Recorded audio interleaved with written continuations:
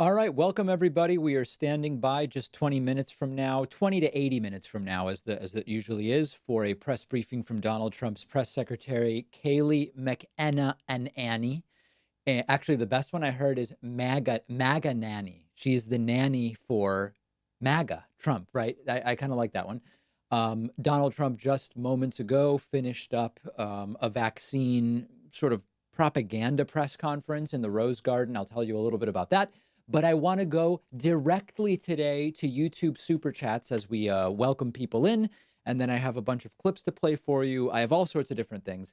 Keith McComber says, is immigration good for the economy? On net, my answer is yes, it is. Walker Anderson says Joe Biden didn't. By the way, I have a 20-minute video about that on my YouTube channel where I go into that in detail. Walker Anderson says Joe Biden denied knowledge that any Obama officials unmasked Flynn. He personally requested to and unmasked Flynn. Is he so much better than Trump? The first part, I'm not familiar with at this point. I would have to research that. I don't know that what you're saying is true. And yes, Joe Biden is dramatically better than Trump, dramatically. Kevin McComber also adds menthol cigarettes were banned in Massachusetts. What are your thoughts? No idea. Have never smoked a cigarette. Can't stand cigarette smoke, and don't know why menthol would be singled out, but maybe because there's something in it that's even worse than normal cigarettes. I don't know. Walker Anderson says, try holding the same standard that Trump has worst response in the world on Rogan. See how you hold up. You only report Trump from a negative angle. No, Trump did like three things during his presidency that I thought were reasonable, and I reported on it. And I would not say that Trump has had the worst response. It is one of the worst responses. South Korea and the U.S. had their first cases on the same day, and just compare the two countries. It's certainly conceivable that China had a worse response. Remember, it started in China. China has way more people than us, and by every reasonable measure, we have more cases than they do. That certainly makes you wonder, but certainly it's possible China did worse than the US. Brazil is in a disastrous situation. In fact, we can pull up the numbers right now. Let's take a look at, so where is Brazil? Here's Brazil. Brazil was later getting started, but this is an ugly, ugly curve. They're dramatically getting worse. So Brazil's response may be worse than the US. Russia's having real problems. If you look at the Russian curve, maybe Russia is worse than the US, maybe not. It's hard to tell. And then India would be the other place that maybe has had a worse response than the US. But certainly the US has been in the worst 5 responses. March 5th, we had 221 cases. Would have been a completely reasonable moment for Trump to say, hey, 50 governors, I need your help. We've got to do 60 days of stay at home. Let's beat this thing, an FDR-like speech where he says this will be difficult, this will be a challenge, there will be economic problems. But trust me, in 60 days, if we all do this, we are going to be much, much better off. He didn't do it, and we are where we are today with places like, Texas. Texas is just disastrous. Another 1,300 cases yesterday. Growing hotspots, Florida. I'm not saying Trump had the worst response, but it's certainly in the worst 5, I would say. And I would gladly, what do you think is going to happen if I say that to Joe Rogan? Something horrible is going to happen. What Joe Rogan is going to say, no, we were better than this country, that country. I mean, listen, dude, the facts are what they are. Okay, Donna Williams says, did you see the video of Kelly before she worked for Fox Entertainment calling Trump a racist? Kayleigh, you mean? Yes, we covered that on the program earlier this week. And Richard Barb says, hey, David, what is the best way to reach your team? A KC area church won a lawsuit to reopen, and we would like your take. What are your thanks? We get thousands and thousands and thousands of contacts per day. So it is we're not able to respond, but you can always submit stories through our website contact form. I can probably tell you, because of what's going on, that we probably would not cover that story next week. Next week is already almost full. Ken Clive says, my home country of India is suffering. I live in California. Most people are day laborers and are literally going hungry. Wish I could do more than just donate. Yep, like I said, Ken, when I say the U.S. had one of the worst responses, we really won't know for a little while whose was the worst until you see the total curves, mortality rates, etc. But India, Brazil, Russia, U.S., China, maybe Iran. These are the worst 6 probably, and we could debate about exactly who is on that list. Carmen Edwards says, since Mitch McConnell apologized about lying, don't you think this is the beginning of Republicans admitting their wrongdoings? Just hoping. Now, Mitch McConnell had no choice but to correct that. I mean, McConnell said that the Obama administration didn't leave behind a playbook for pandemics, and the Obama administration literally left behind a color-coded 69-page playbook. So McConnell essentially had no choice but to take that back. Okay.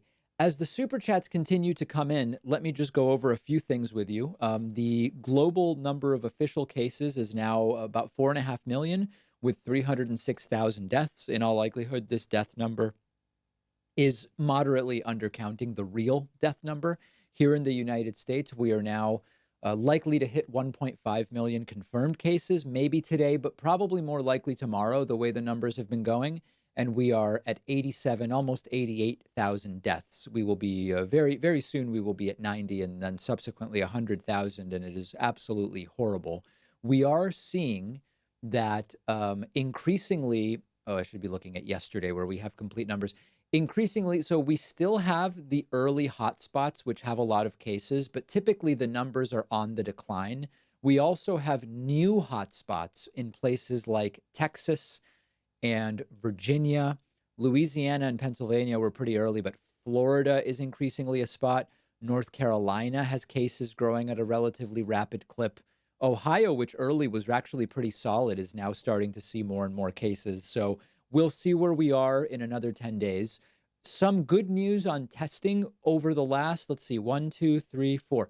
Okay, the last 4 days in a row, we've been over 300,000 tests a day. Remember, we need to get to 1 million at a minimum. We need to get to 500,000. It's been 2.5 months. We are still not there. It's embarrassing, but at least we're now with a 3 in front of it. And then hopefully next week we can go to 400,000 tests a day, et cetera. I think just here in Massachusetts, by next month, we will be testing 45,000 a day. It's like, if that's one of 50 states, we've got to be able to do this thing. Let me say thanks to some people over on Twitch. Strayo has subscribed with Twitch Prime. I appreciate that. And KSD316 also subscribed with Twitch Prime. Also want to say thank you to, this is going to be difficult, Raxmi Goon, who has signed up at joinpacman.com and is new member number 1 today on my website. Couple of other super chats as we wait for Kayleigh McEnany. Cynical Insomniac says, what site is it that you're using? Most I find say the U.S. is 9th in the world in testing, so I'm confused. No, there's a bunch of websites where they only list 20 countries, and they say among these 20, the U.S. is number 9. But you really have to look at all of the data. This is worldometers.info. All the data is there. You can sort by testing per capita, and you can see that the United States is currently 39th in testing per capita. The numbers are there. We are right ahead of Czech Republic and Canada, and right behind Slovenia, Belarus, the UK, and Germany. So that's the full data. Telling us that the US is 9th when you're only looking at 20 countries is not particularly useful. Walker Anderson says, you make a fair point. Trump could have acted quicker. I would urge you to remember our federalist system and look to local leadership before the executive. No, that's bullshit. Listen, they even say, right? What's that stupid phrase they say? Federally guided, state supported, and locally administered. Whatever it is. Come on, guys. There are many countries that have provinces, that have states. Every configuration of government has examples that did better than the United States, and blaming states' rights for why the response was disastrous. We just don't even. Too many people are dying, Walker, to be dealing with that kind of nonsense. Kevin McComber says, which gun laws do you support? You'd have to give me some examples. I mean, there are thousands of gun laws across all of the states when it comes to gun availability, background checks, reporting. You'd have to ask me more specifically. Brendan Beckett says Turkmenistan probably had the worst response. That may be. I don't know enough about it to say for sure. And Charlie says many people are saying that you should powerfully smash the like button. Absolutely. If you were joining us on YouTube, welcome, and absolutely smash and destroy the like button. You can even double fist like and subscribe. I think that that's even better. Okay, a couple of other things I wanted to talk about. A few bits of good news today. One is that there's a new study. T cells found in coronavirus patients bode well for long-term immunity. There's been a lot of rumor circulating about people are getting reinfected. Recovering from the virus gives you no immunity. And we suspected this wasn't the case from day one because that's not typically how coronaviruses and viruses in general work. Once you fight the virus off, you have immunity. The question is for how long? And there were reports of reinfection in South Korea and in other places. There's been nothing peer-reviewed that confirms rapid reinfection. What we found in South Korea and in other places claiming reinfection so far has been people who had a false negative but were still infected. So later when they tested positive again, they really were never negative. Or people who successfully cleared the virus and had a false positive, and some cases where people got non-corona, they had coronavirus and fought it off, and then they got a different virus that was not coronavirus, and it was a presumptive reinfection when it really was not. The suspicion was you do have immunity, and now there is new reporting from science about T cells and how this is not proof, but it is certainly encouraging that once you recover from coronavirus, you do have immunity, and that's a really important thing. The question is, for how long? For how long do you have that immunity? Also, two questions around what's called convalescent plasma. Trump sometimes calls it plasma. What we're talking about is transfusing antibodies in plasma from people who have recovered into people who are currently sick. There's two questions. Is it safe and does it work? Question one is it safe? Early safety indicators of COVID-19 convalescent plasma in 5,000 patients found, I don't know if the summary is here. Given the deadly nature of COVID-19 and the large population of critically ill patients included in these analyses, the mortality rate does not appear excessive when you give people convalescent plasma. These early indicators suggest that transfusion of convalescent plasma is safe in hospitalized patients with COVID-19. That's important because we want it to be safe. Then the question is, does it work? And there are a number of new reports, including this one from Hong Kong, that show that current patients' viral load is dramatically lowered after receiving antibody-rich liquid, but that they are having trouble in Hong Kong procuring donated plasma. So this is really good. You know, Trump's talking about we're going to have a vaccine by December, or maybe we're not. Trump's talking about hydroxychloroquine, as he says it, or, you know, rum reservoir. We know it as remdesivir. These things all have, value in exploring, but increasingly it looks like the antibody transfusions are potentially both very safe and potentially very, very effective. So that is all extremely good news in a time where we're used to just getting regular bad news from all sorts of places. We do have a hype train happening over on Twitch. I want to say thank you to Hack Fewy, who says, let's make Trump a one-term president. Texas David has also subscribed, and a Tiny Car is a new Twitch Prime subscriber. Very much appreciate it. Over on YouTube, I do have some other super chats that are coming in. Mart Fillion sends a super chat. Kevin McComer says, do you support banning certain guns or just reg? Yeah, there are certain weapons that the average person just doesn't need. Shoulder-mounted RPGs, there's these arguments that a lot of absolutists like to make that, listen, anything, there should be no ban on any particular guns. Once you concede that there's anything that there should be a restriction on, you're in gray area, and then it's just a matter of where you draw the line. And yes, I do support banning certain weapons, although I don't believe that is a comprehensive solution.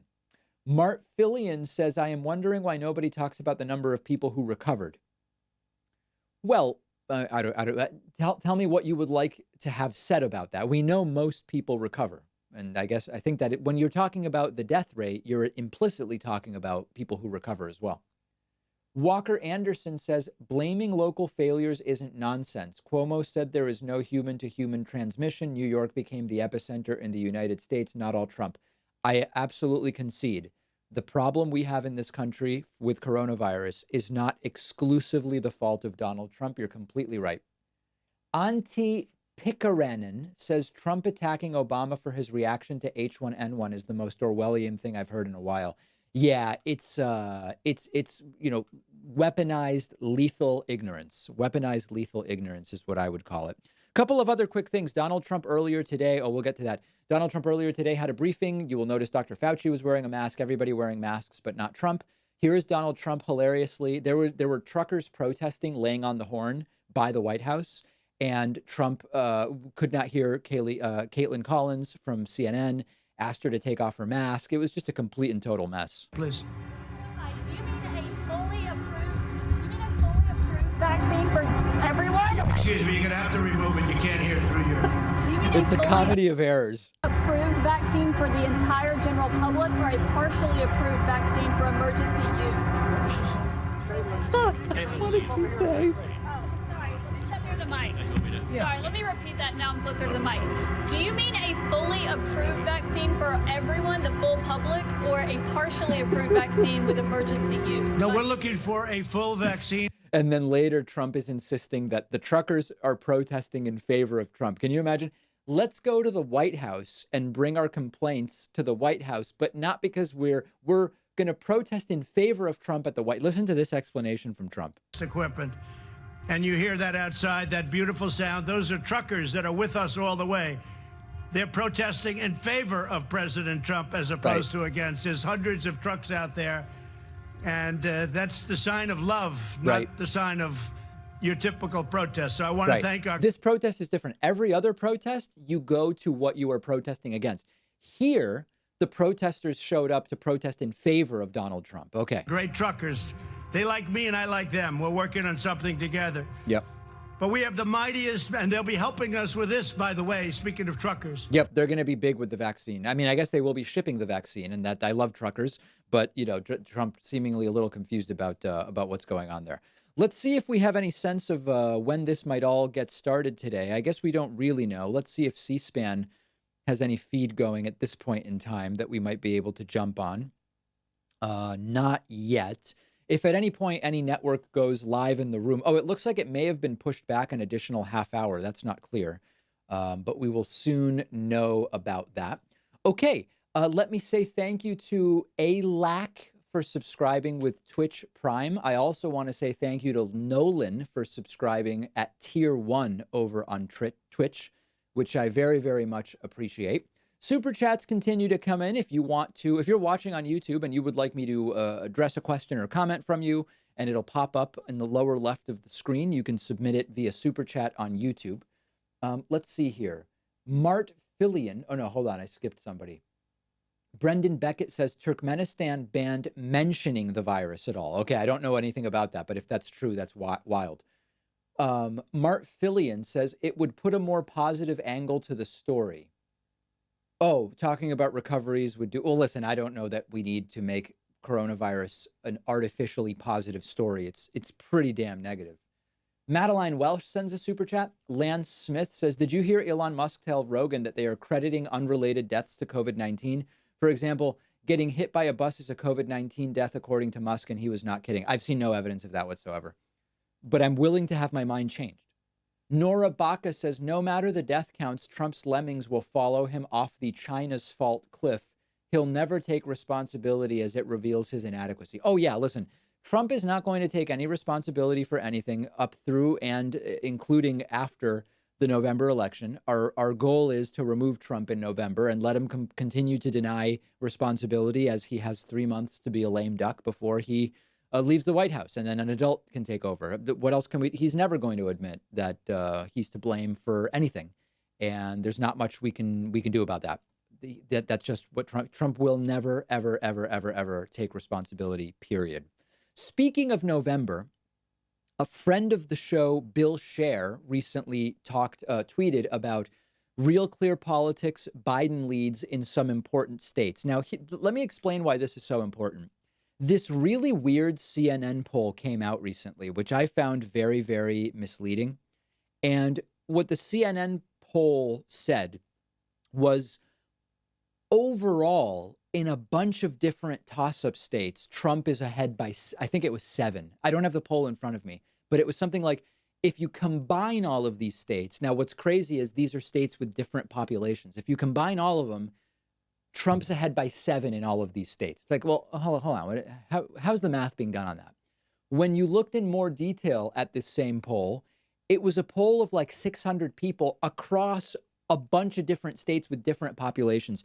And the mathematical analyses I saw say that there is no way that you can take 600 people across like 7 states or 6 states and weight it in a way that it tells you anything about who's going to win individual states. So what Bill Scher did is he pulled the individual numbers state by state, because it's like, if you add up all the populations of 6 states and say Trump is winning the popular vote in all of these states together, we have an electoral college system. What matters is who wins Pennsylvania, who wins Michigan. So what we see if you look at each state one by one is that Biden's lead in Pennsylvania is 6.5.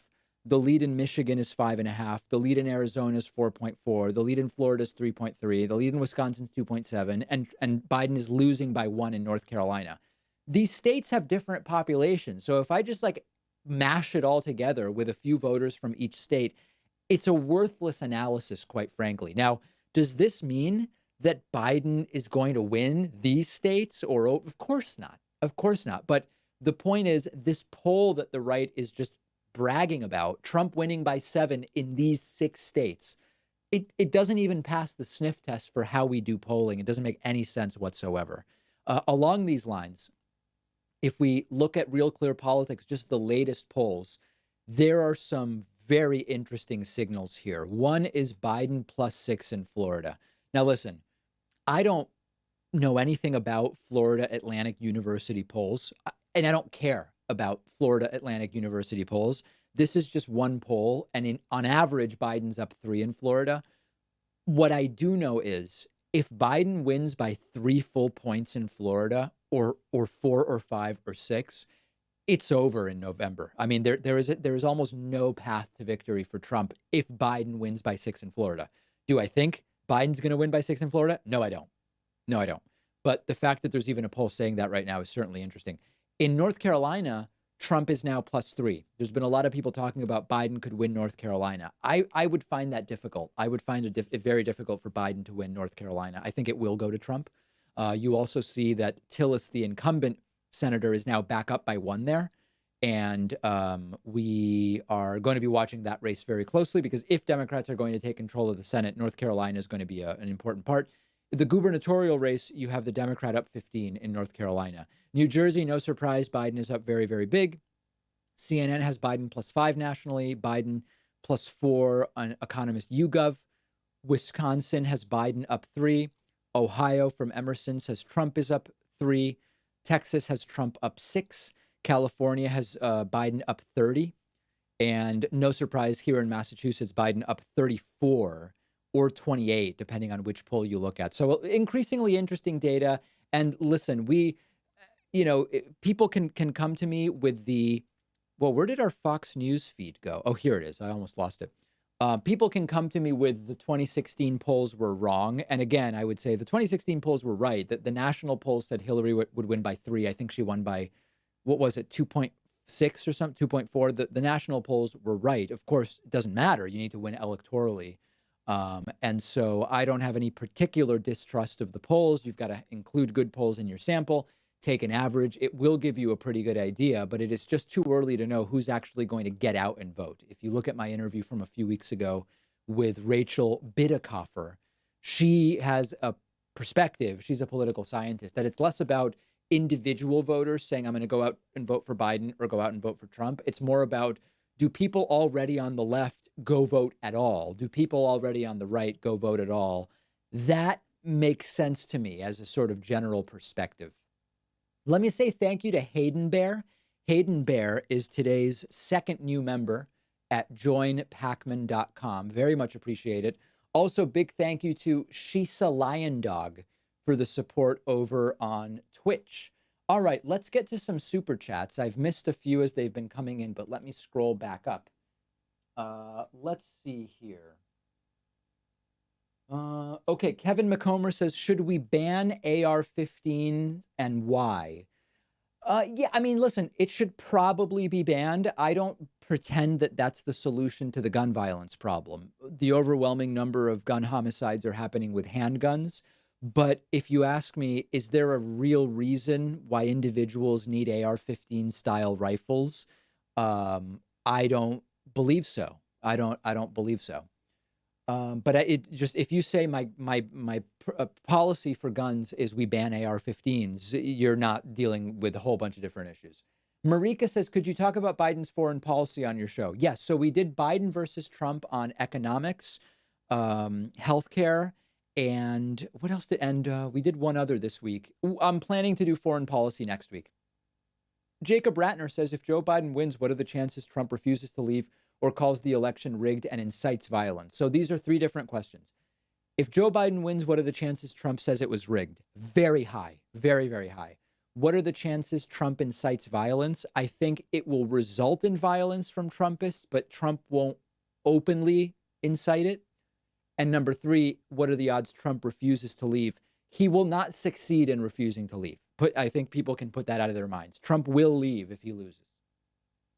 Sean Kerner says, Rogan is making fun of guys wearing masks in their car daily. Why would he care so much? Agree with David Frum that masks symbolize Trump's failure. The mask has become political.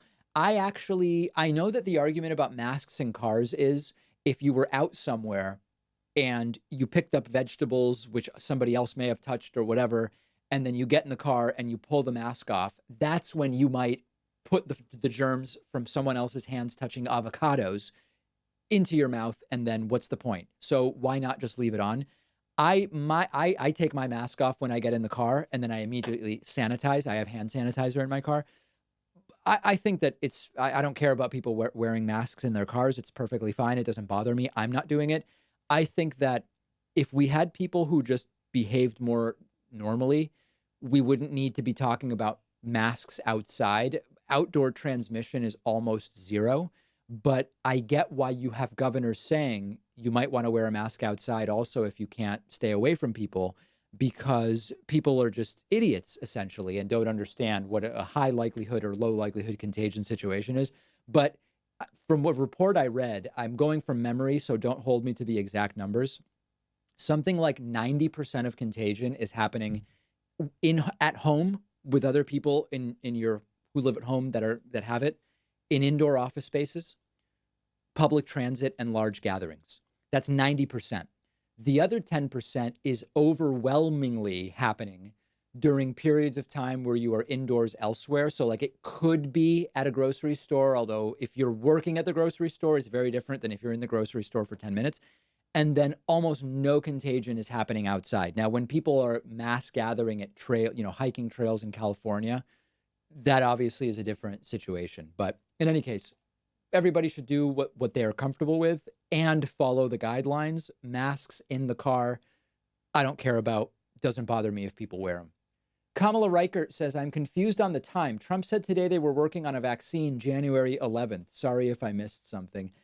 I don't know. I mean, it's like, was he lying? Is there some, I have no idea. I have no idea where Trump gets that data, but he lies all the time, Kamala. So I'm as confused as you are. Johnny Minogue says, listening to Trump speak lately is so nonsensical. I can't tell if it's for real or an acid flashback. Yeah, I can't either. I can't make heads or tails out of half of what he says. Danny Thompson says, you are very similar to my own 34-year-old politically active son. He has never taken one puff of any kind of tobacco or weed. I think I have started to substitute your voice for his. You are easier to get a hold of. Oh, my God. Donna Williams says, doubt deaths from car accidents that are also COVID are being registered as COVID deaths. Families would see it on the death certificate and complain. Yeah, it sounds bonkers to me that someone has an asymptomatic COVID case. They get into a fatal car accident. They're tested for COVID, test positive, and COVID is going on the death certificate. It just doesn't pass the sniff test. If it's going on, send me some evidence and I will revise my perspective. Let me say thank you to Gary Thompson. Gary Thompson is new member number 3 today at joinpacman.com. Very much appreciate your support, Gary. Thank you. If you're just joining us on Twitter, Twitch, YouTube, or Facebook, Kayleigh McEnany, the Trump press secretary, was scheduled to do a press briefing at the top of the hour. That was 10 minutes ago. It seems as though it has been rescheduled for the bottom of the hour, 2:30 p.m. Eastern time. We are standing by. And in the meantime, if you have questions or comments, you can send them. If you send them via Super Chat, they'll pop up on the bottom left of the screen. That's what you see over to my left. If you're watching on Twitch at twitch.tv/David Pakman, if you subscribe via Twitch Prime or just directly, your comment or question will pop up in the vertical blue rectangle right above my head. Let's see what else is on folks' minds. Javi Rodriguez says, wouldn't the Democratic governor winning in North Carolina help Biden? Absolutely it would. Absolutely. Kevin McComber says AR-15 are semi-auto like every other gun, and many hunting rifles shoot a bigger round. Okay, thank you very much. I assume you mean hunting rifle, Kevin. I assume you mean hunting rifle there. Let me see. Okay, let me just refresh. If you are just joining us, Donald Trump did do a vaccine propaganda press conference earlier, and he says that we will have hundreds of millions of doses of vaccine by the end of this year. If that happens, of course, I mean, it'll be great, and it won't have really anything to do with Donald Trump. There are countless, dozens and 100 different labs working on vaccines at this point, and I hope we do have a vaccine. Trump's presentation earlier today plagued by truckers protesting and laying on the horns. Here's an example of how that went down. Please. Do you mean a fully approved vaccine for everyone? Excuse me, you're going to have to remove it. You can't hear through your... Do you mean a fully approved vaccine for the entire general public or a partially approved vaccine for emergency use? What did she say? The mic. Sorry, let me repeat that now I'm closer to the mic. Do you mean a fully approved vaccine for everyone, the full public, or a partially approved vaccine with emergency use? No, we're looking for a full vaccine for everyone. Anyway, so another complete and total mess. As you see, Dr. Anthony Fauci finally allowed back and wearing a mask. I don't know if he spoke during this one. I didn't watch the entire thing. And I think that we have we had like one or two other clips here. Let me see. Okay. Oh, yeah. Trump is still doing it's going to go away either way sort of thing.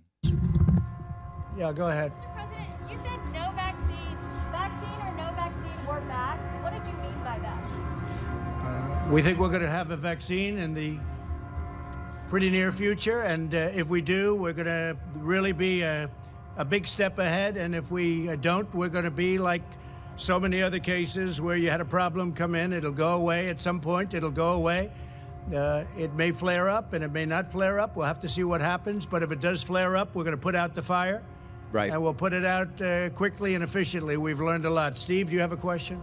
We've heard that the vaccine typically would take 12 to 18 months to develop. How can you do it in a speedier fashion? What makes you think this will work? Well, they started actually, I guess you heard in January, early January, and they've been working on it. I know so many, and private companies have been working on it. The government's been working on it. So we've got the time because we put and they've literally been working 24 hours a day.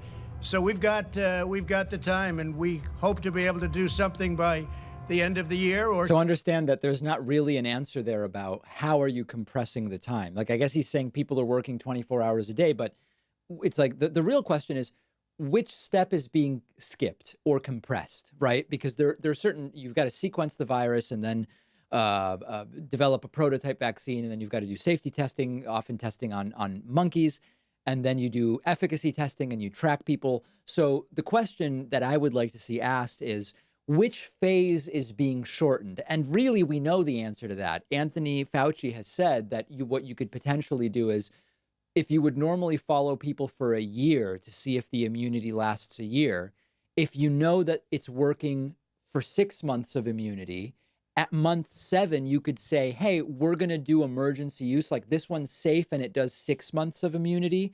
That's good enough for us to do emergency use and give it to healthcare workers. Meanwhile, we'll keep testing to see if it gives a year of immunity. that's really the phase that you would shorten. Trump doesn't understand this stuff, and not really getting at that detail, certainly. Okay, other super chats coming in. Joe Krockenberg says, "Slick your hair straight back." Let's see. I mean, my hair is dry. How could I possibly? I mean, it's like as soon as I let go of it, Joe, I don't know if you're familiar with the physics of Semitic hair, but it doesn't really work that way. Dave Wampler says, "How do Trump cultists reconcile him citing 2 million deaths with no action, yet themselves not wanting to social distance?" It's incoherent. You're rightly pointing out that it's incoherent. Jay Harper says, "Do you think that Dr. Fauci wore a mask to avoid visibly cringing at Trump's stupidity?" No, I don't think that's why. But I think he wore a mask because he knows it's the right thing to do. Clayton Sackett says, "Is Trump the best thing that ever happened to your career?" Yes. He's a political dumpster fire, and I've thoroughly enjoyed your coverage of him. Yeah, there's all these people who write to me, and they're sort of like pissed that I'm saying I'm going to vote for Biden and all this different stuff, and like that I'm shilling for the DNC or whatever. Listen, guys, Biden becoming president would be bad for my show, right? These shows do better when we are more obviously in the opposition. Now, if Biden becomes president, I'm going to be pushing for him to actually do progressive stuff, and it'll be a different show. I think it'll be a show that can maybe even get more accomplished. Right now, we're trying to keep the resistance language together so that we remove this guy. If Biden goes in, now we've got someone that is a potential ally, and we've got to push him to be progressive. So we're going to be plenty busy if Biden's the president. But people who, the idea of an ulterior motive for promoting Biden, I'm telling you that I'm voting for Biden because he's better for the country, and it will not be as good for my show. All programs like mine have had their best phases during Donald Trump because we've never seen anything this cartoonishly weaponized. And of course, Trump has been good for the program. Gary Thompson says nothing. Okay. Metakeeman says, "Hey, David, wanted to say thanks for covering these press briefings with your commentary. Keeps me informed without going crazy from the propaganda. Appreciate that. Thank you." Andrew Dwyer says, "What restaurant do you miss most in Boston?" Oh, yeah, well, so here's the thing. Most Boston restaurants are open for takeout, so I've been able to continue patronizing a lot of my favorite restaurants. But places I've not been for a while, Mamala's Delicatessen in Cambridge, I haven't been to for a while. What other places do I mean, there's just so many great places in Boston. Yankee Lobster Company, I've not been to for a while. But a lot of the places like, Bess's Cafe in Brookline is a fantastic place. I go there. There's just so many. Noodle Barn in Jamaica Plain is great. There's a bunch of great pizza and calzone spots. I mean, takeout is widely available. So I'm still able to get takeout when I want. Incredibo TV says, "Can't stick around for the stream, but here's a couple bucks. Thank you." Thanks, Incredibo. Appreciate that. JR says, "I watched your show with Andrew Lakoff and most of your others. Your questions are arguably the most intelligent asked of anyone. Naive question. If CNN or MSNBC said they had to have you on their team, would you accept?" Listen, obviously there's a dollar amount at which it's like, hey, there's a financial incentive at a certain point where it's like, what am I doing if I say no? But I really like the setup that I have, which is I'm my own boss. I don't have an editor. I do the stories I want. Right now, I'm working from home. A lot of them are as well. But, 5 years ago, I would have said, oh, any offer from one of those places, of course, that's the dream. It's not the case anymore. I mean, listen, is there some way that they could lure me away from this show? Sure. But it's not at all the dream or the goal at this point. Luke says, "Hello, you may remember me as Sensible Talk. Had to close that account because of verbal abuse by Never Bideners. Keep spreading the truth, David." Okay, Luke, I don't remember that. I apologize, but I appreciate you being back. Andrew Dwyer says, "Love Noodle Barn." Yeah, it's a great spot. If you go to Noodle Barn, I highly recommend the Tom Yum entree soup. Tom Yum entree soup. And I know that, a lot of people will say that, see, here's the thing at Noodle Barn. All of these entree soups, including Tom Yum, are under the pho section of the menu.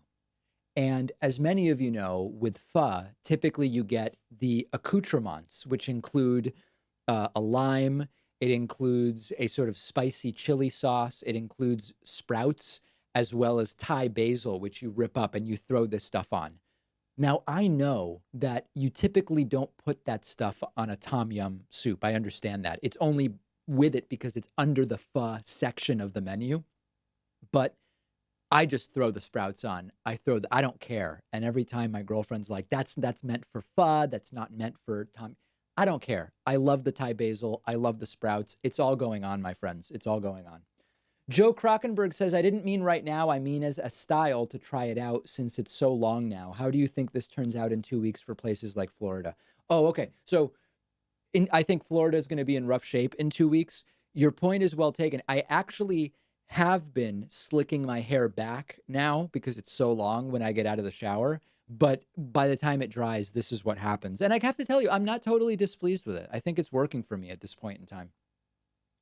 Erythropathac says, lack of spine makes Rave's stand-up routine bearable. Jeez, Erythro has been around for years, and I love his support. I never know what he's talking about.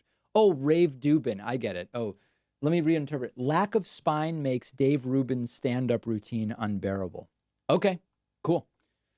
Let's see. I want to say thanks to Robert Allard. Robert Allard has just subscribed at joinpacman.com. I also want to say thanks to Jarrett Bolano. Jarrett Bolano is new member number 5 today at joinpacman.com. Gary Thompson says, hey, David, looking forward to the White House comedy show. Funny if it were not so serious and tragic. Greetings from the UK, and thanks for all your good work. Yeah, the UK recently has been not doing great, it looks like, in terms of coronavirus. Oh, no, actually, they're doing okay. For whatever reason, I thought the UK was spiking recently. Let's look at deaths. No, the UK, they're doing better than us.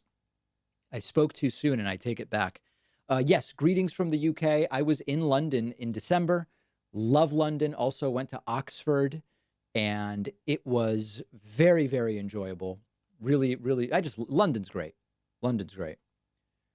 Durzo Panis says, please take a look at slow killing of democracy in Poland, constitution obstruct and breaking it to regular MPs postpone presidential election. Okay, I will look into that. Michael Blanco says, if Biden wins, do you think the 2024 Republican candidate will emulate Trump's behavior and rhetoric, or will run as more of a moderate voice? I don't know the answer to that. I think we're not going to know. I think the 2022 midterms will be a signal as to whether 2024 will be another Trumpian candidate or some return to something a little more sane, like, oh, whoa, there's something weird on the screen behind me. Or something a little more sane, like Mitt Romney, for example. Yeah, that showed up, and that, I don't know. Oh, that's because there's some app, I guess, that has an update. Geez, that's embarrassing. I'm going to have to deal with that later. There's really no way. Let me see if I can lean over and deal with that. No, apparently not. Oh boy, it's going from bad to worse. All right, let me deal with that real quick. Hold on. It's actually getting very, very ugly. Let's see if I can hold. Give me 1 second, guys.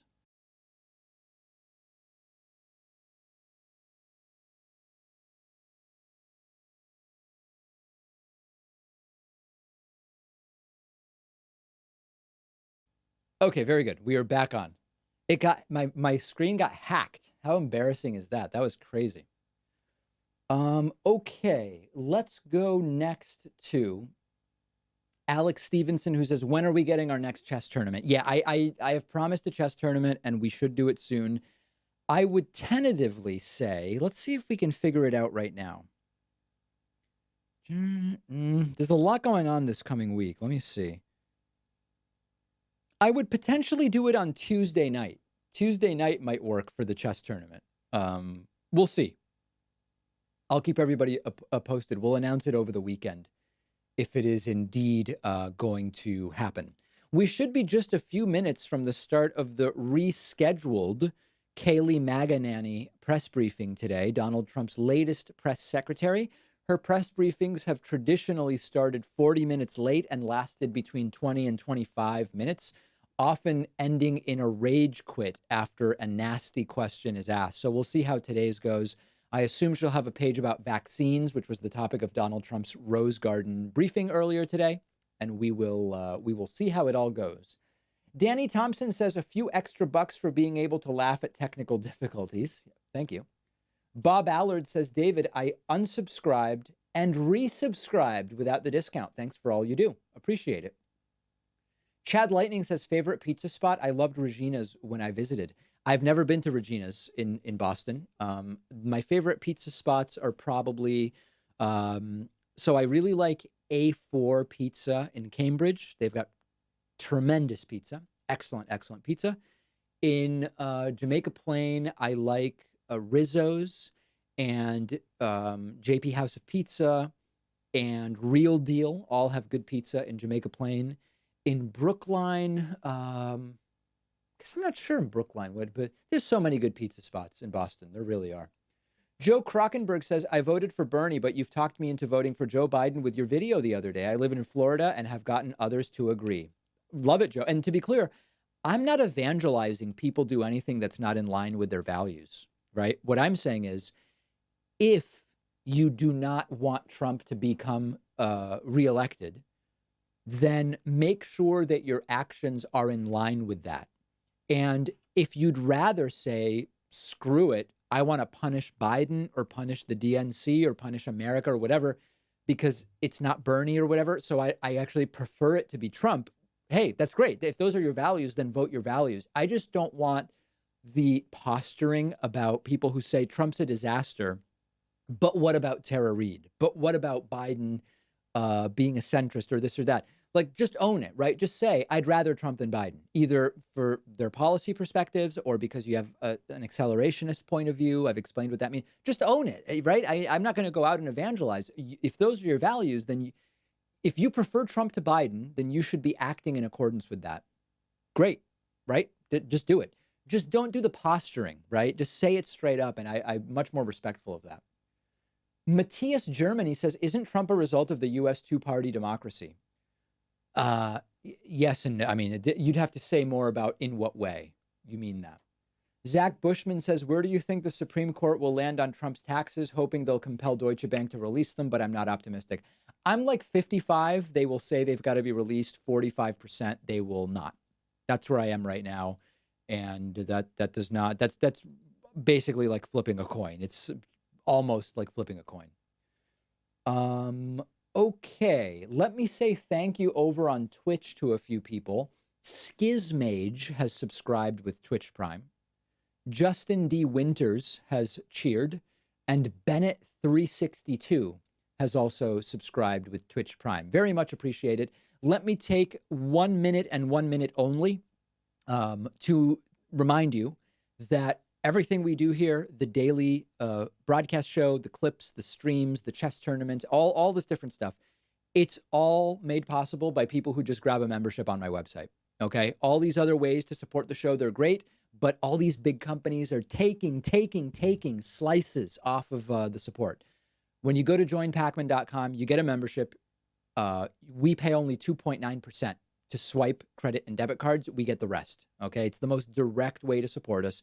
Tragically, and I'm not being hyperbolic when I say this, tragically because of the virus, in March and April, 722 members canceled their paid memberships. It was brutal to look at every day, every single day. That's like 12 people a day canceling memberships. It was brutal, but I understand what's going on and we're all in this together.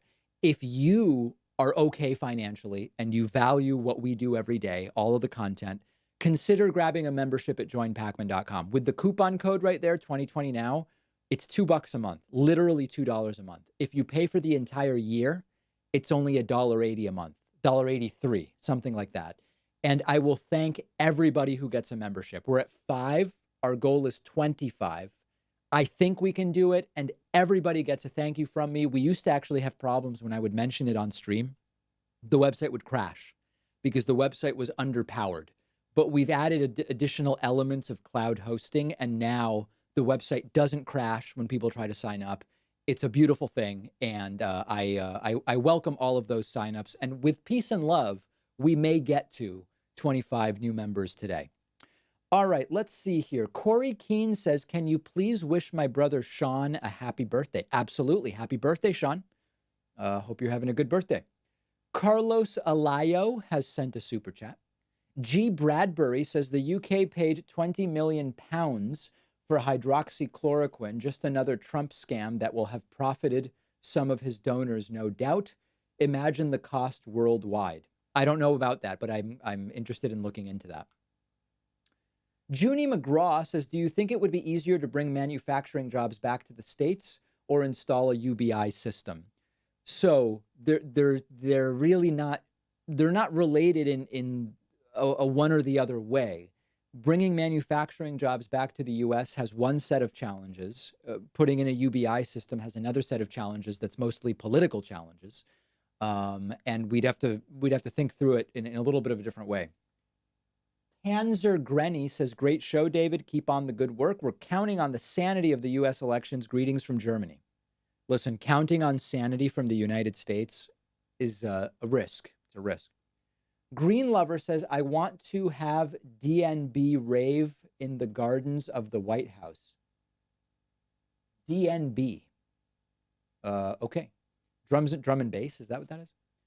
JR says, I need to add, you should also take Pat with you for the split screen intelligent analysis discussion afterward, just in case their ratings would soar. Okay. All right. Very good. I don't know exactly what JR is referring to there, but I love it. I absolutely love it. It looks like we're getting close now to the start of today's press briefing. If anybody is aware of a stream that is live in the room, I'm glad to switch to it. Let's see if C-SPAN is covering this one. It doesn't look like it. This is Fox, and they've not yet gone live in the room. This is the White House. They are not yet live in the room. Let's see if anybody else is. Okay, I don't know if sometimes Time Magazine. Let's see if Time Magazine is running a live feed in the room. Tends to give us an idea of how far we are from the stream. See, Time press briefing. Not seeing that Time has a feed either.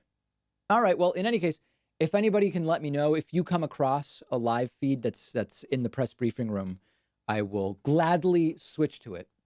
But right now, I don't see it. All right, let me say thank you to a few new subscribers. This is very, very exciting. Hold on a second here. Robert Allard, we talked about. Jared Bolano. Okay. Thomas DiMaiola is new member number 6 today. Thanks, Thomas. Also want to say thanks to Amanda Schroeder, who's new member number 7 today. Carlos Noguez, or Nogues, is new member number 8. Miriam Rivera is new member number 9. Chris White, you are new member number 10 today. Very much appreciate that. Derek Cunningham is new member number 11. Austin Cleveland is new member number 12. Hunter Lambertson. Hey, Hunter, you are new member number 13 today. Very much appreciate it. Some of these folks using the coupon code for 66% off, some not. Either way, there's no pressure here. There's no shame to the coupon code. There's no pressure not to use it. It's not means tested. It's take it. Take the coupon code. We love it. Let's see here. Carlos Alayo says, what are your thoughts on Spaceforce? I think it is the perfect nexus of weaponized ignorance from Donald Trump, militarism and the military-industrial complex, and corporatism. I think it is a perfect blend of all of those elements. DGDFYHD says, I appreciate your work. Your job doesn't seem easy, but you are very good at what you do. Thank you. I appreciate that. Freddie Bernard says, USA Today has a feed in the room. Let's take a look at that and see if we can pull it up. USA Today press briefing. There we go. Good. Let me switch to that. It's possible that an ad will play, but we'll deal. Oh, no, here we are. All right, very good. Okay, all right. It looks like we must be pretty close because the room is relatively full, at least as full as it gets these days, what with the limited capacity in the room. Excellent. Let's see here. David Adams says, did you see Trump's Operation Warp Speed? I did. I mean, listen, I hope we get the vaccine as soon as possible. I hope we have hundreds of millions or billions of doses available. If we do, it's not really going to be because of anything Trump did. I mean, we have, Trump brought on a vaccine czar now. Understand that the only thing you can do at this point is shorten testing and approval. There are 70 vaccine candidates already. So what I really want people to understand is Trump now brings on a vaccine czar and now says we could have hundreds of millions of doses by the end of the year. Maybe we will, maybe we won't.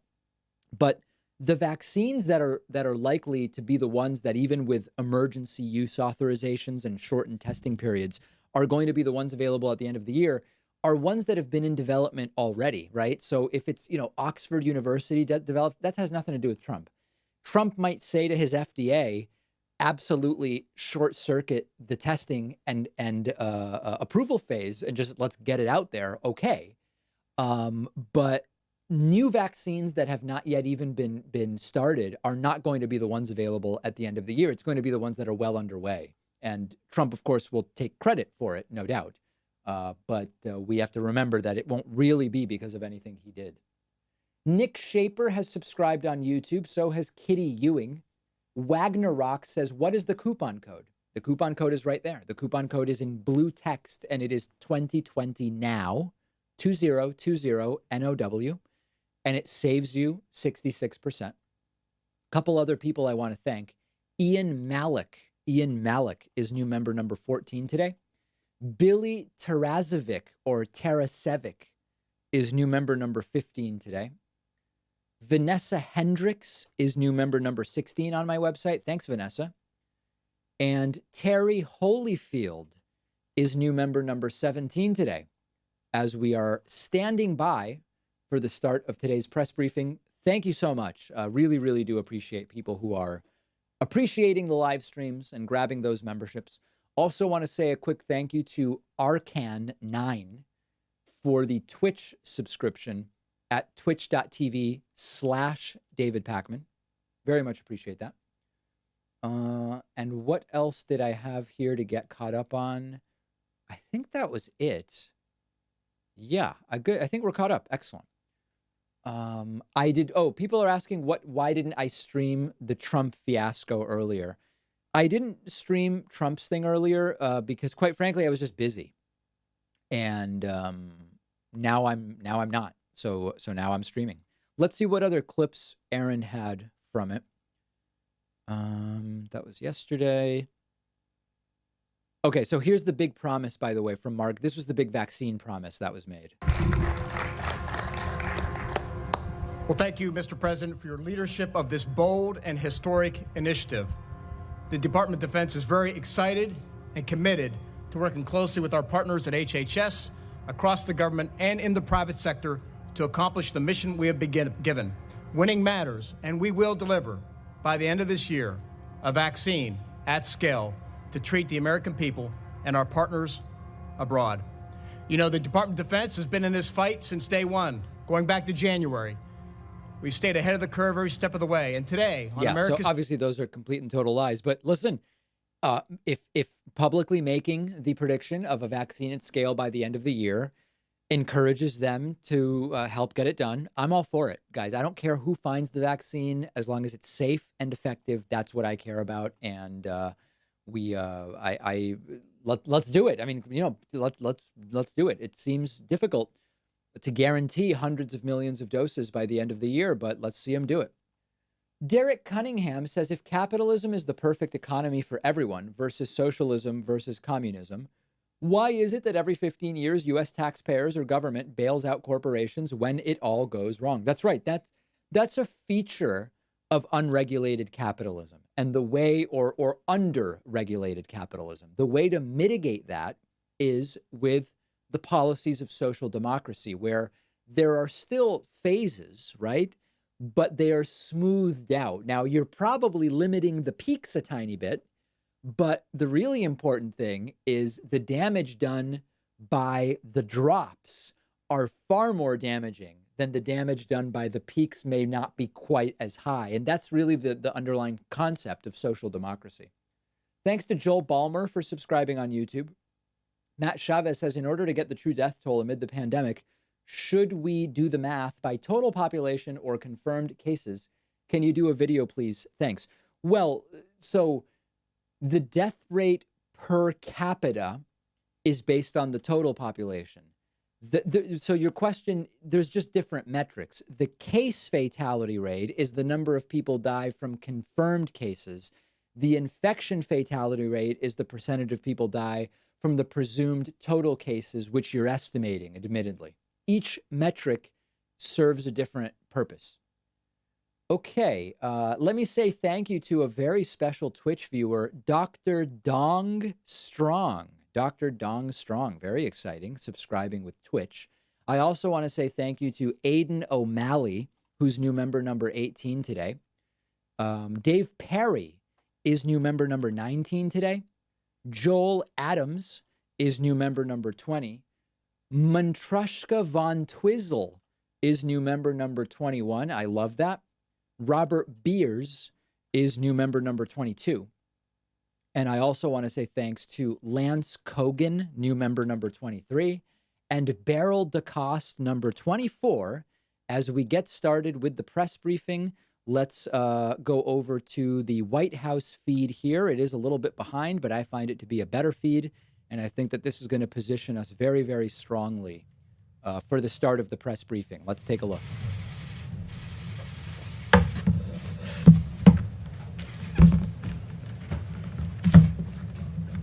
Hello, everyone. Sorry we're a little late today. As you know, the president had two events this morning, so we didn't want our unprecedented transparency to get in the way of lunch, so we're glad that you all had a few moments there to eat, so our delay was hopefully useful and helpful to you guys. I have an announcement on the Trump administration's unwavering support for our farmers. Today, Secretary of Agriculture Sonny Perdue and Senior Advisor Ivanka Trump announced the launch of the Farmers to Families Food Box program. This is a $3 billion program to support farmers and provide food to our most vulnerable communities. Senior Advisor Ivanka Trump and Secretary Perdue are doing very good work. Now I would like to focus on the Trump administration's unprecedented coronavirus response.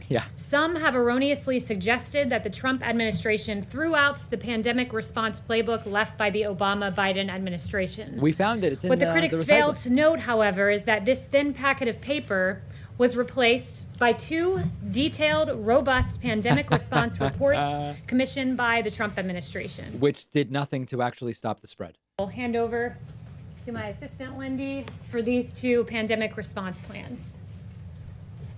Talk about propaganda. Oh, my God. In 2018, the Trump administration issued our Pandemic Crisis Action Plan, one of the binders that I just handed to Lindy. Further, from August 13th to the 16th, the Trump administration conducted the Crimson Contagion 2019 functional exercise. This was a pandemic stimulation to test the nation's ability to respond to a large-scale outbreak. Seems like we failed. In January of 2020, HHS issued the Crimson Contagion 2019 functional exercise after-action report. That was one of the additional documents that I just handed over. This exercise exposed the shortcomings in legacy planning documents which inform President Trump's coronavirus response beginning as early as January. This is embarrassing. Those legacy planning document shortcomings were in fact the papers that I just handed over that were provided to us by the Obama-Biden administration.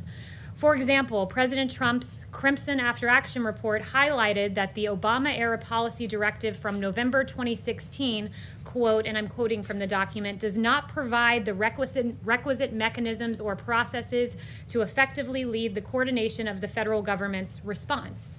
Instead, President Trump established the White House Coronavirus Task Force and put Vice President Pence in charge of the interagency response. These were effective decisions, and they undoubtedly enhanced our response to the coronavirus. Furthermore, what Crimson Contagion taught us is that President Trump was right all along about misguided economic and trade policies that left Americans vulnerable to pandemics. In June 2016, so many, many years ago, then businessman Donald Trump said this, quote, America became the world's dominant economy by becoming the world's dominant producer. I have visited cities and towns across this country where a third or even half of manufacturing jobs have been wiped out in the last 20 years. Today, we import nearly 800 billion more in goods than we export. This is not some natural disaster. It is politician-made disaster. That was then candidate Trump who has now implemented those policies. So understand that we have a trade deficit for a reason, and it's because the country decided 25, 30 years ago that we value cheap Chinese stuff more than domestic production. You can change that, but the idea that it comes at no cost is laughable, and that's never mentioned by these people on trade. Ripping up NAFTA. It was replacing it with the U.S.-Mexico-Canada agreement, a great deal for our automakers and our farmers. And it was ending China's predatory trade policies and negotiating a historic Phase 1 China deal. That is what this president has done. Yesterday, President Trump went to Allentown, Pennsylvania, and visited Owens & Minor, Inc. This was a clear example of domestic manufacturing at work.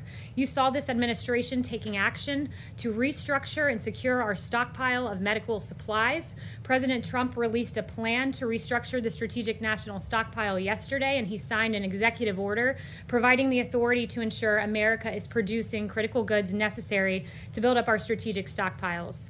The president's trip was an example of what he's been saying all along, that America must manufacture, that America must produce here. And it's an example of Trump not wearing a mask again, too. Project Airbridge to bring supplies from all over the world to support America's frontline healthcare workers. The administration partnered with the private sector to secure donations and production of PPE and other medical supplies. And President Trump effectively leveraged the Defense Production Act, otherwise known as the DPA, to mobilize our country to manufacture and secure massive amounts of PPE and ventilators. Through Project Airbridge to date, more than 1.4 million N95 respirators have been delivered, as well as 921 million gloves, 17.1 million surgical gowns, and more. The Trump playbook and the whole of America response to this pandemic has far exceeded what this administration inherited. And finally, President Trump took action before the pandemic to anticipate and game plan such scenarios. President Trump streamlined the National Security Council in 2018 by creating a counter-proliferation and The idea that anything about the NSC was streamlined, the NSC has been a complete and total shit show on which at one point Stephen Bannon was meeting. Can you imagine Steve Bannon with the National Security Council? Required some experts to report to two bosses simultaneously.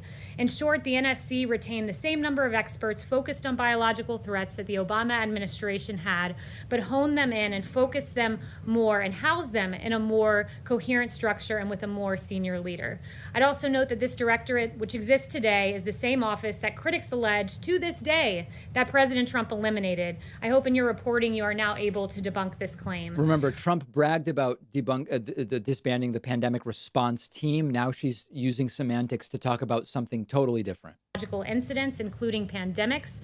In September of 2018, President Trump released the National Biodefense Strategy. In May of 2019, he released the Global Health Security Strategy.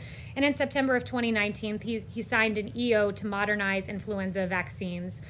His leadership is evident in the early days of this pandemic and in the preparation before that. And these actions I've outlined today, these plans I noted, helped us as we approached what was an unprecedented crisis. It helped us to deploy our resources and to deliver what I believe is one of the best responses we've seen in this country's history. And with that, I'll take questions. Oh my God. You talked about crimson contagion back in August. Did that exercise suggest that early and extensive testing would be critical in response to any pandemic? I'm not aware of exactly what it revealed with regard to testing. Wait a second. So it didn't say you need a lot of testing, or it did? Because either way, you screwed up. Previous iterations of plans have put HHS in the lead. HHS, of course, deflect plays blame. a critical role in That's a great question, because if she says the crimson contagion did say we needed a lot of testing, well, then we didn't do it.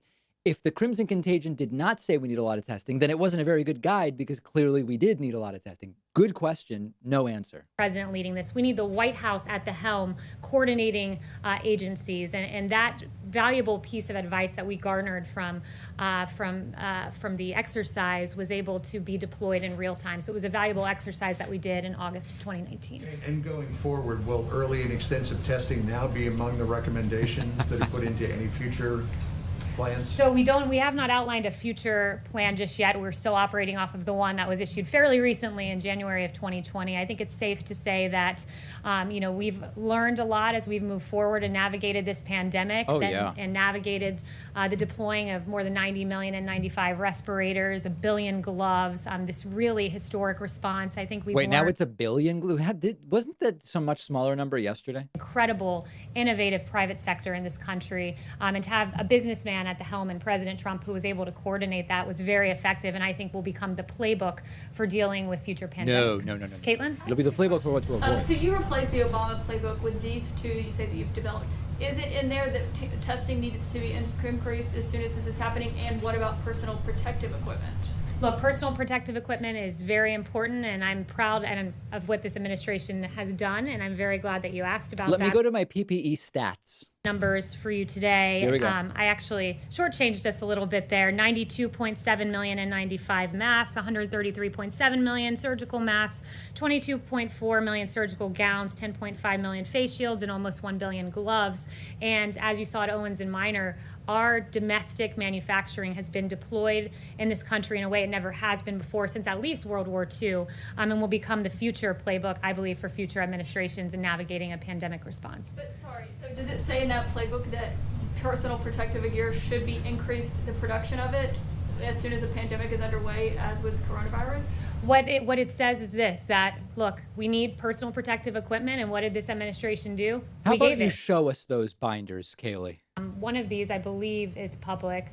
One is public, so you can look through that online. Let's do that. But what we've done is remarkable, and that is exactly what you just asked me. Does it say we need more PPE? Well, we've delivered historic numbers of PPE, 1 billion gloves. We'll continue to do that. We'll continue to fill the stockpile. We're ready for the fall, and this administration has acted in a way that I don't believe, certainly based on what I read in the Obama playbook, would have able to have deployed what this administration has done. Jeff? I have a follow-up question. So I was just asking that because it seemed to take so long to get more masks and swabs and whatnot, which they're still dealing with now. But my other question is on Rick Bright. The president said yesterday that he probably should not be working in federal government anymore, but he is now expected to start his new job next week. Does the president still welcome him starting that new position? And can you clarify exactly what that job is? Well, it's interesting to ask about whether Rick Bright should start in a position, because Rick Bright hasn't showed up for a position. He was transferred to lead a bold new $1 billion testing program. He's not yet shown up for work. He takes a $285,000 salary. That's extraordinary for a federal government salary. And he is still on taxpayer-funded medical leave, so he can work with partisan attorneys to malign this president. So Mr. Bright, he should perhaps show up for the job that he currently has. Jeff? Why does President Trump choose not to wear a face mask? Does he think it sends the wrong message? That's his choice. You know, he's tested each and every day. Those of us around him, when I'm in the Oval Office, I wear a face mask around him to protect him. He's very protected. He tests negative daily, and that's his personal choice. And I would note is consistent with the CDC guidelines, which say they recommend, but it's the personal choice of the individual. But at the very least, to set an example for the American people, Dr. Birx, Dr. Fauci today, they're both tested routinely, but they both had their Trump's face not masks gonna wear on in the Rose Garden. I think he did set an example. He set an example when he said to the West Wing, I want all of you wearing face masks in here. And he said noted that like a that, week ago. I believe it was 2 days ago. And that is over, above, and beyond what CDC guidelines say. But all of our staffers are wearing face masks, and that was at the direction of the president. I think that's a pretty good example. Yes. Kayleigh, thanks so much. I want to ask you about the FDA guidance on the Abbott tests. But firstly, you've talked about all of this preparation that the Trump administration did. But then how come on January 2020, the stockpile was as low as it was on supplies like face masks, like N95s? Yeah, it's a really good question. It's a really important question, and perhaps I should redirect your question to President Obama, who left the stockpile empty, and there was a USA Today fact check of that. 3.5 years was not enough time to fill the empty cupboards, I guess. No indication that the Obama administration took significant steps to replenish the supply of N95 masks in the strategic national stockpile after it was depleted from repeated crises. So at the H1N1, the question is, what's a reasonable amount of time for Trump to fill it? Is 3.5 years not enough? It empty, and took President Trump to refill it. But your national biodefense strategy came out in September 2018, and the president has been now in office for over three years at this point. Yeah, well, we refilled that stockpile. We got the N95 masks out. In the last 2 Ventilators, weeks. another good example. Not a single American died for lack of a ventilator. 100,000 ventilators in That's not 100 clearly days. true. 3 times what is produced in the average year. 3 times the amount of N95 respirators our healthcare industry uses. We have delivered. We cleaned up the mess that was very clearly left by President Obama, and we got that out. Wow, And what a lie. and I would also note, in terms of fixing the stockpile, it's also fixing domestic supply chains. That was very important. And this president is the president who took on that issue, who said we need to produce here. We can't. As Do you guys think Trumpists fall for this stuff? Because they love Kayleigh. They think she's really good. I mean, these are such transparent lies, but I think that she's effective to the Trumpist. really, to this degree, took on that systemic fix. And then on the abbott test, I mean, these are the tests that you guys take every day, that we've been given every day. But these recent studies coming out, I mean, numbers like a third of cases may be missed, up to 48% of cases may be missed. Does that give this White House any pause? Are you considering potentially other tests? Does this change the way that you guys are going to move, going forward? Yeah, so I'm glad you asked that. It's very important. When the FDA gets any information that calls into question a test, they put it out there. It's incumbent upon them to make sure the American people have up-to-date information. Dr. Hahn, I spoke with him this morning. I actually spoke with him several times. He said we continue to recommend the tests. Secretary Azar says we have confidence in the test, otherwise it wouldn't be out on the market. That being said, they take any indication of false negatives very seriously. Some of these studies, Secretary Azar says he believes there was user error in them, meaning that the time transporting them might have affected the accuracy of the test. But to that end, what the FDA has said is that any negative test results that are not consistent with the patient's clinical signs, so if you're coughing, you get a negative test, it's an Abbott test, you should consider getting a second test. That's the guidance as of now. Wow. So that test that she's using to say Trump doesn't need a mask may not work. That he wasn't interested in talking to the Chinese President Xi Jinping right now. Why is that? Why would he not want to talk to him?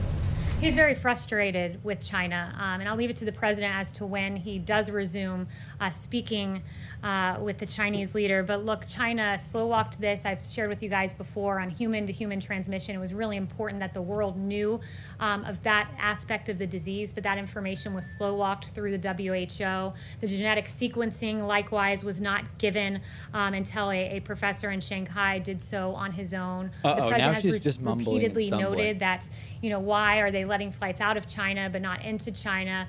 These decisions put American lives at risk. Not just American lives, but lives around the globe. We know that this disease came from China, and why that information was not shared, some of the information I just suggested, is really unacceptable. All the China stuff ignores that. It came from China for the purposes of every country in the world, and some countries dealt with it really well and some dealt with it very poorly. Is that now over? Has a chill set in? Well, I'll leave it to the president as to how to characterize their relationship. But, this is a president who, if anyone knows how to talk to China, it's him. He did get the Phase 1 China deal, $250 billion of purchasing of American products. It was a big deal and a big win for America, and it took President Trump to get that win. Yes. The president earlier in the Oval Office said that the Pentagon was developing a, quote, super-duper missile. Pentagon was asked about that shortly after the president made his remarks and declined to comment, referring to Gotta the talk White to the House. So I'm Pentagon, wondering if you can say what the president was describing. Yeah, I would just refer you back to the president remarks in the Pentagon. I don't have any new information on that at this point. Yes. Can you clarify, Kayleigh, when did the administration start replenishing the stockpile of PPE? Beautiful. And does that report get into that? The president immediately, when it was necessary to get more PPE for America's healthcare workers, immediately went into action. So and understand, she's saying the cupboards were bare on January, 2017, but only when workers needed it for the virus did Trump start replenishing it. What happened during those 3 years, Kayleigh, if it was so bare when Barack Obama left?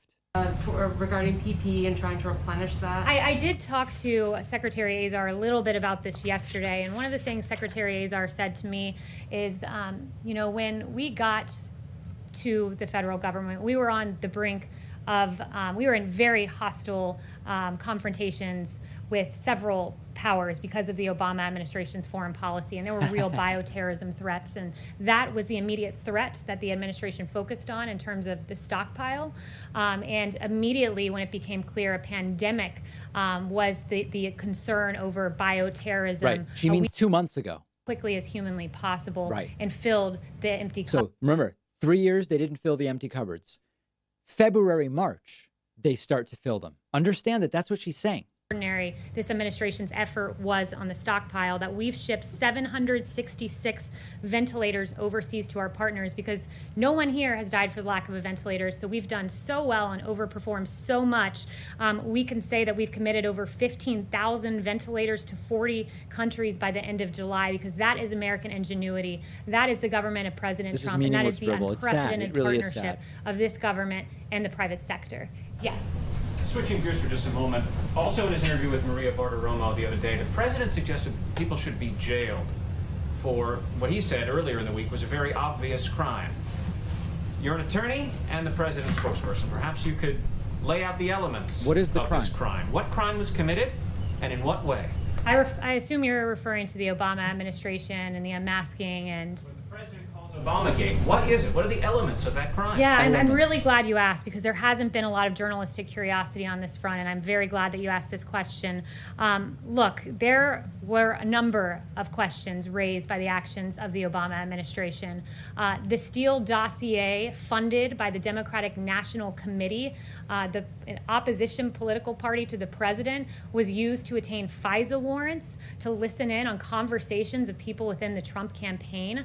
There was the unmasking the identity of Michael Flynn, and we know that in a January 5th meeting in the Oval Office with President Obama, Sally Yates from the Department of Justice learned about the unmasking, not from the Department of Justice or from the FBI. She learned about it from President Obama and was stunned and could barely process what she was hearing at the time. What's the crime, She was Kayleigh? stunned of his knowledge of that. We know that there was a lot of wrongdoing in the case of Michael Flynn. The FBI notes, for instance, that said, should we, quote, get him to lie, as they pontificated their strategy. We know that the identity... Of course, he had already lied at the time. It was just a matter of strategy for an interrogation. And the question is, what is the crime? What's the crime, Kayleigh? The press of his identity in violation of his Fourth Amendment rights. These are very serious questions. They've been ignored by the media for far too long, and I'm very glad that I think that is the second question that I have fielded on Lieutenant General Michael Flynn, because justice does matter. Those questions. What's the crime? What's the crime? I heard you mention one thing you said was criminal, and that was what? The one thing that I've said that was criminal? Right. The leaking of his name and the very real questions that have been raised. But if you want to start talking about wrongdoing in the administration, happy to go through Andy McCabe leaking to the Wall Street Journal and then lying about it. Happy to talk about James Clapper lying before Congress, saying the NSA does not monitor phone calls. That was in an act. Wow, this is stunning. Lie. And John Brennan telling Congress that the bogus Steele dossier played no role in the Russia probe, when in fact we know it did and was the basis of a... That was perjury. Charge him with perjury. I mean, go charge him with perjury if that's what you believe he did. But what was the Obama crime? And the many other real questions that I hope you all will pursue. So the president's view that those people should be jailed, the people you just mentioned. I never said that. Those are your words, not mine. But perhaps you should look into it and get me some answers. That is, after all, the job. That is, after all, the job of reporters, to answer the very questions that I've laid out. And I hope you guys will take the time to do it. And I also find it interesting, if we want to start talking about fabrication of crimes, we can litigate that case pretty publicly with James Clapper, who's... What's the Obama crime, Kayleigh? What's the Obama crime? Pales, that Watergate paled in comparison. We can talk about Eric Swalwell lying and saying President Trump was working on behalf of the Russians. We can talk about Hakeem Jeffries lying and saying the president was a Russian asset. We can talk about Schiff saying there was ample evidence of collusion in plain sight when in fact there was not. We can talk about Mark Warner saying there's enormous amounts of evidence of collusion. We can talk about a CNN historian who said there was a smell of treason in the Trump... A CNN historian might have been wrong on the air. Now, what's the Obama crime? Talked about collusion, and there was none. And it was a huge injustice, not just to this administration, but to the American people who deserve truth, not the alleging of absolutely false allegations against this president. Yes. What's the crime? Thank you, France has pushed back against the comment by the CEO of Sanofi. Sorry, 1 second. I can't really... So I'll get to you next. Go ahead. France has pushed back by a comment by the CEO of Sanofi that the United States would be first in line for a vaccine if that firm develops because of initial funding by BARDA. Does the administration think that the United States should receive the first doses if Sanofi does discover that vaccine? I haven't spoken to the president about that, so I don't have any announcements on that front. But yes, back there, and then I'll come up to you. Okay. Thank you, Kayleigh. Two brief questions. First, a follow-up to Steve's question regarding China. 48 hours ago, the Federal Retirement Thrift Investment Board followed the president's suggestion and cut off any investment of federal pensions for civilian and military workers into China on their markets, therefore cutting off funds that would be invested in state-run companies. Will the president now urge private sector businesses, and I think of BlackRock, which is invested in 137 Chinese companies, to follow this example and get out of investing in China? Well, I can't give any information about what the president will or will not do next, but it's a really important topic, and I would just say that the president's decisive move to halt plans for investing TSP funds into Chinese companies was the right call. It protects our military, federal employees from risky investments, and avoids funding Chinese defense contractors. And this action halts plans to invest military federal employees' retirement funds of $4.5 billion in Chinese equities. So it was an important move by the president, but in terms of future action on this front, I would leave that to the president. Yes. My other question was, in Turkey recently, there's been talk that President Erdogan would like the assistance of President Trump with the currency in Turkey, which is in very bad condition. Right. Will there be any U.S. support of the Turkish currency, or does he think Mr. Erdogan should apply for an IMF loan? I don't have any information on that front either as to his mask. future actions with regard to Turkish currency. Yes. Thank you, Kayleigh. So the president has called for transparency in the what he calls Obamagate. Is he willing to declassify the transcript of General Flynn's call to Sergei Kislyak so everyone can see what was said on that call? I've not asked him that. What I know that he would like to see right now is the lost 302. Apparently lost 302. We know 302 is a summary of an interview that the FBI did with Michael Flynn that has apparently gone missing. So we would really be quite curious to see what transpired in that 302 after the FBI pontificated, quote, getting Flynn to lie so that they could get him fired or prosecuted. Yes. Thank you, Kayleigh. When will the White House open talks with House Speaker Pelosi and Minority Leader Schumer on the HEROES Act? Have there been any informal talks occurring? And does the White House support more aid to state and local governments as part of that package? So the president has said that he would talk about state and local aid, but it cannot become a pretext for bailing out blue states that have gotten themselves into financial trouble. So while he's open to discussing it, he has no immediate plans to move forward with the Phase 4. He said something he's looking at, but he wants to take some time to consider what should be in it. The Pelosi bill has been entirely unacceptable. For instance, one of the things that I found really funny in her bill was she requires that the president appoint a medical supply response coordinator who would serve at as the point of contact for the healthcare system, supply chain officials, and states on medical supplies. I don't know if Speaker Pelosi has just not been paying attention while she's been out in California. That's Jared. And we've been here Jared's working, but I happened to be sitting by this so-called medical supply response coordinator on Air Force One yesterday. He's been around for quite some time. His name is Admiral Polovchek. So Polovchek is who's coordinating this, and perhaps she doesn't know that because Admiral P has been doing this for quite some time. But that's just an example of how quite odd the Pelosi bill is, packed full of liberal wish lists, like ensuring that illegal immigrants, for instance, get direct payments because they're not looking at Social Security numbers to verify that taxpayer dollars are going to actual taxpayers. So elements like that are non-starters, and then there's just really curious elements that really suggest if the speaker is even paying attention. Chanel. Thank you, Kayleigh. But going back to the HEROES Act, the Speaker Pelosi presented it today for a vote, and you have members of her own party coming in and saying this is Washington politics at its worst. Does the White House get a sense that members of the Democrat Party are starting to grow less confident in Pelosi's leadership during this pandemic? Do you have you been communicating with anybody on the Democrat side? So I haven't spoken to them directly, but I have seen some of the comments you're talking about, and it certainly would suggest that. I mean, we're in the middle of a pandemic, and what is Nancy Pelosi doing? That woman doesn't even understand she's her exploiting the question. crisis and pushing for mass mail-in voting, even though we know it's more susceptible to voting fraud. I mean, we're in the middle of a pandemic, and this is what she's interested in pushing, instead of talking about real measures like the payroll tax, which would be a tax break for low and middle income Americans.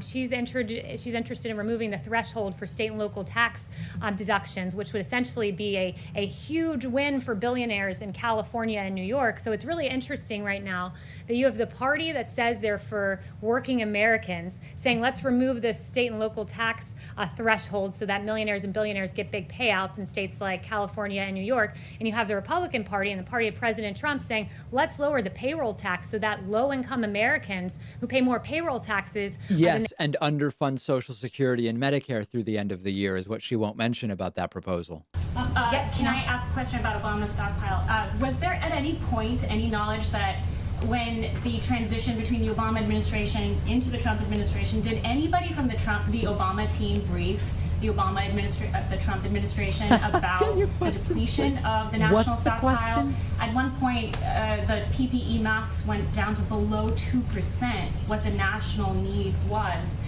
Did anybody from the Obama administration warn the Trump administration? He had 3 years to replenish. Not to my knowledge. To my knowledge, the two things President Obama warned about were North Korea and Michael Flynn. But what I do know is this: the Obama administration wasn't throwing ventilators into the stockpile. They were unmasking Lieutenant General Michael Flynn in the waning days of their administration. Yes. Thank you, Kayleigh. The president has, on the subject of the payroll tax cut, the president has said that should be a part of the next stimulus bill, but he's also indicated that there are discussions for more direct payments. So does he favor one or the other, or does he think you can do both? He hasn't indicated that anything is a condition or a starter or a non-starter. He's floated some ideas that he'd like to see in a phase 4. I mean, at this point, I think he's looking closely at what we need to spend if a phase 4 does occur.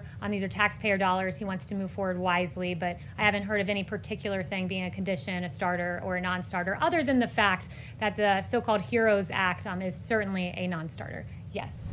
Thank you, Kayleigh. In a previous life as a Harvard Law student, in 2015, you were vocally against the U.S. Supreme Court's decision in favor of same-sex marriage, calling arguments for it farcical blabber.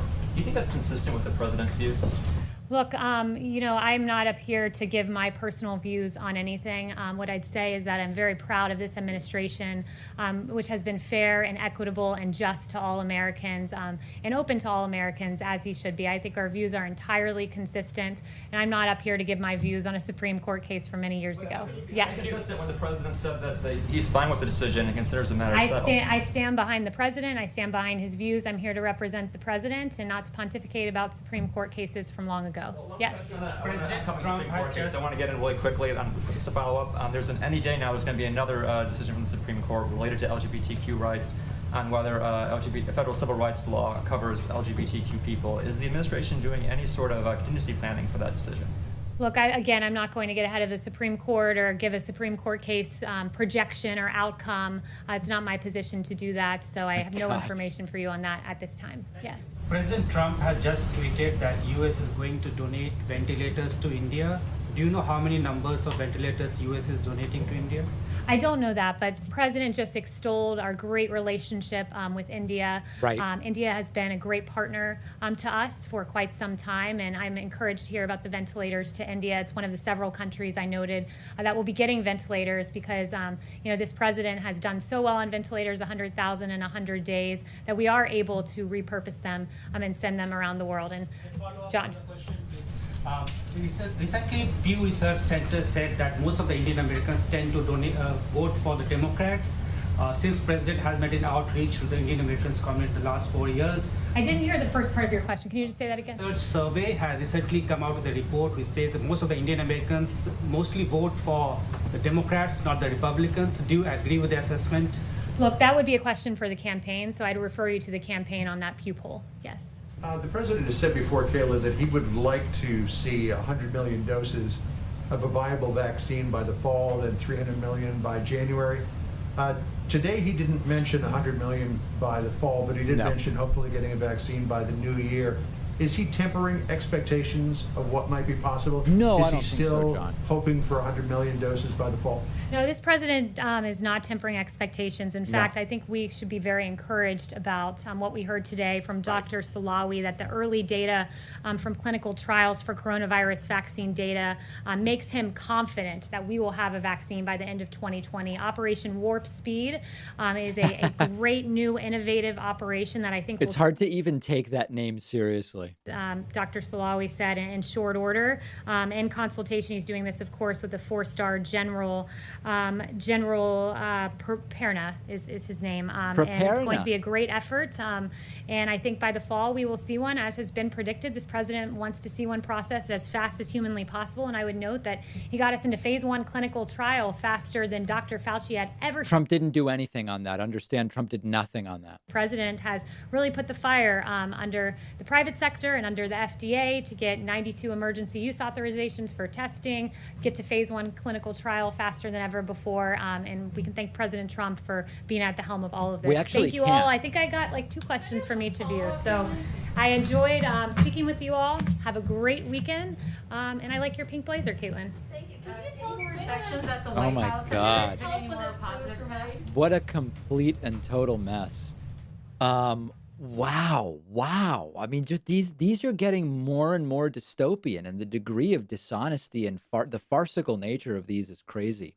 Listen, let me make sure that everybody who signed up on my website gets a thank you. That includes Will Dudley, Melody LaQuesta, as well as Michael Cannon and Aiden O'Malley.